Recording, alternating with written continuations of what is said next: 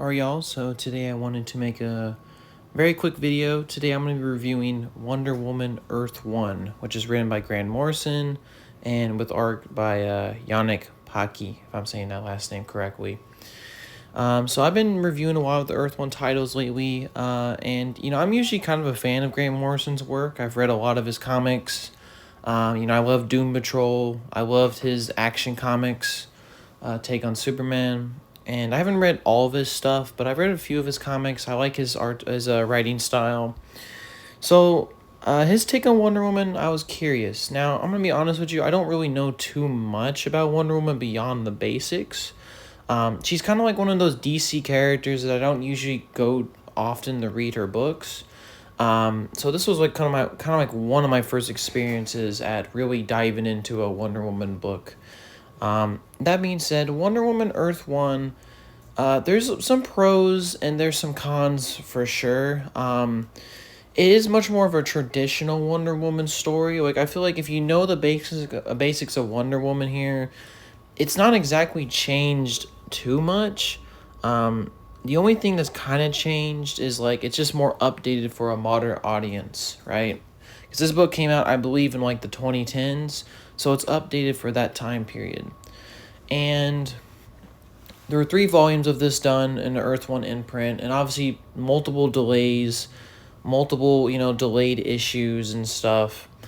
So let's get out with the positives and then get into the negatives. My overall quick opinion, though, on this book is it's pretty good. But I do feel like it's one of the weaker Earth 1 titles, because I feel like, in my opinion, some of the things that happen in this book that, for me, I'm just kind of mixed on.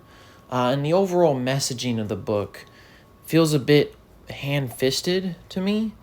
Compared to something like Superman Earth 1 or Batman Earth 1. So, but this, by all means, was not a bad book. I didn't walk out thinking that this series was an awful take on Wonder Woman. I thought there was a lot of positives to be had here, a lot of interesting takes. I think just for the art alone, the art's amazing in this book. Like, I think out of all the whole Earth 1 imprint, Yannick, who did the artwork here in this book, amazes me. This is one of my huge positives of this book. The art is so beautiful. It's like well drawn, it's well done with the coloring.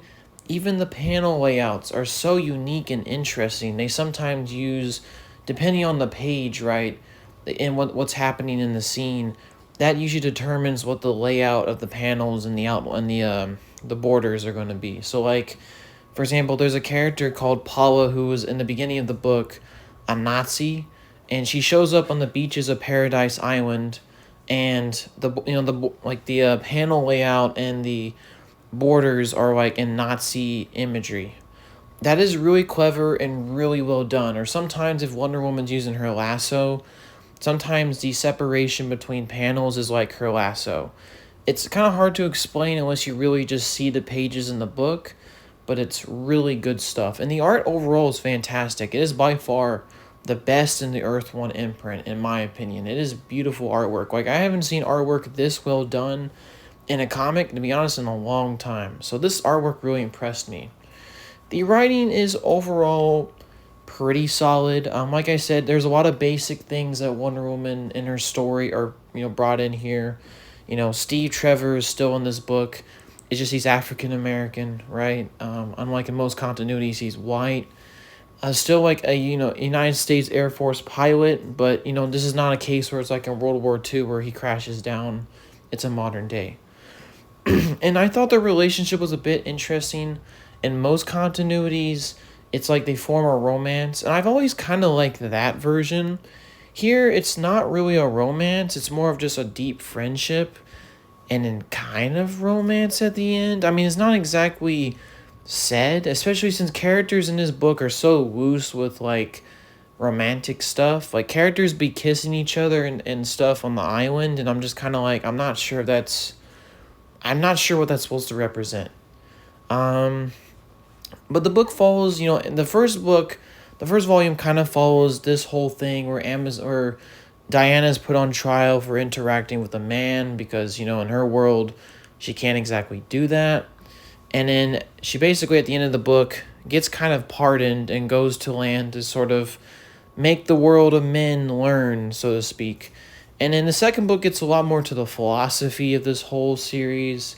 Wonder Woman uses this sort of, was it lovish authority, so to speak, or this idea that you basically will make someone submit to you through love, which is an interesting take, but I do think the way it's presented here is very much still oppression. I don't know. I don't know how to feel about this, to be honest with you.